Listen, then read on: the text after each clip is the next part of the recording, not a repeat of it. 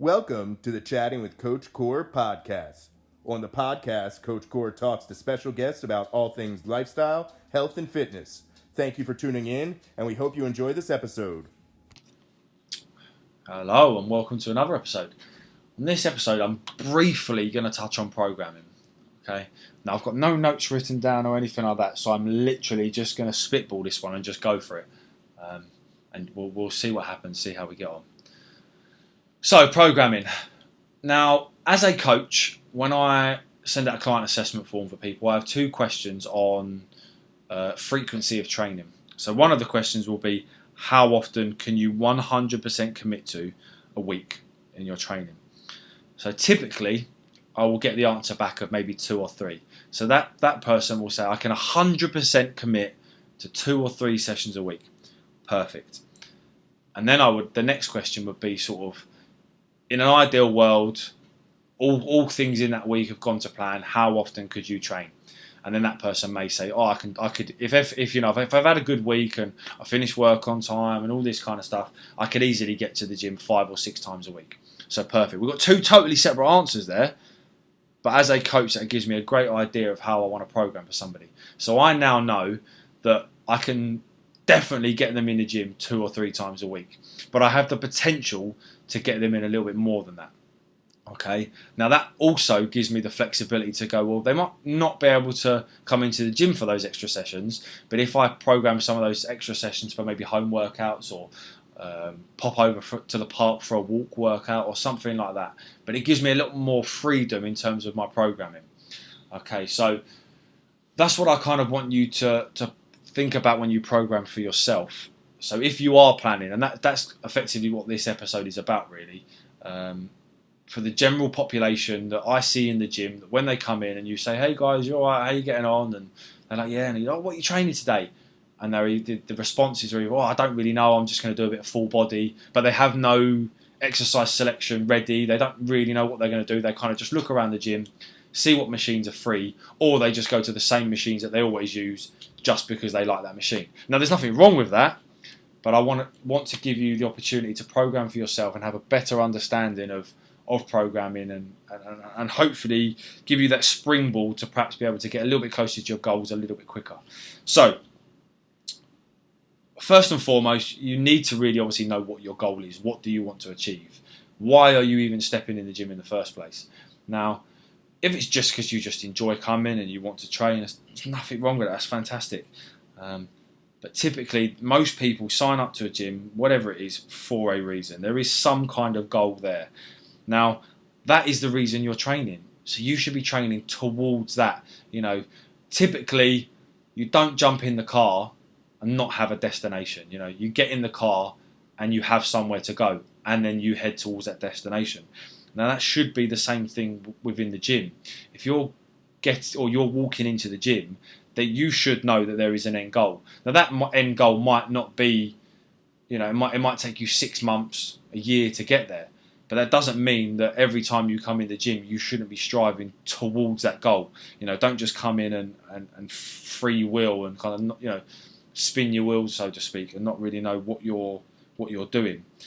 Have some kind of direction towards what you're doing. So think about what that goal is, what you want to achieve, and then you can reverse engineer that and work towards that. So, if your goal is to run, just as real simple, let's keep it real basic. If your goal is to be able to run for an hour non-stop without having to take a water break or walk or anything like that, then you know what you need to do. You need to practice your running. So what do we do? If you can only run at the moment for 1 minute without stopping, then that's fine. Jump on the treadmill, work for 1 minute, 50 seconds running, a slow walk for maybe a minute, then another minute running, and we just slowly progress until all of a sudden you're running 2 minutes and walking for a minute, or resting for a minute, and then you're running for 3 minutes, and that slow progressive overload of your body adapting and getting better and stronger at whatever it is you're trying to achieve is crucial. So that's what I would say. You just need to focus on that goal and then start programming towards it. So once you know what your goal is and what you want to achieve, your next kind of thought process is, okay, how many days can I commit to training? Or how many days can I come into the gym? Or how many days can I do some home workouts? Or however you want to train. So let's run. Let's go with the running analogy, and that you want to be able to run non-stop for an hour. How many days can you commit to going out for a run? Now, if you can only train once a week and go out for a run once a week, then so be it. We just make the very best of that one session a week. However, if you can train 2-3 times a week, again, we make the very best of those sessions that we can do. If you can train 7 days a week, again, we're probably not going to want to run 7 days a week because your body's going to be beaten up and awful. There's going to need to be some time for recovery. But again, that gives us the options of how to program things. So we might then, specifically program a faster running day, a slower running day, a longer duration day, a shorter duration day. And that's kind of what I want you to think about. So in terms of let's use then the gym as a totally separate entity there, but you're coming in the gym and you're wanting to get stronger on your bench press, say. And let's say we've then, either you yourself or you've hired a coach and you've programmed in 2 bench sessions a week. Typically, they would be at different rep ranges. So one session you might do more sets of heavier weight with less reps, and the next bench session might be a slightly lighter weight, but more reps and maybe less sets. Total volume could be the same or similar, but the weight could be different, the reps could be different. But overall weight lifted may be very similar. Now, without seeing that written down, that may not make sense to everybody there, but all I'm trying to get at with this is, when you're coming into the gym, have some kind of direction of what you want to achieve. Don't just come in and, not do anything. If the goal is weight loss, then great.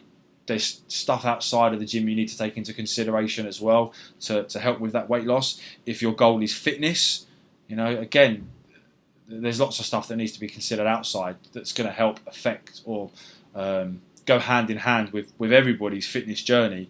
But the point I'm trying to make, I guess, with this is really, again, is just that when you're coming into the gym, have some kind of direction of where you want to go and what you want to achieve.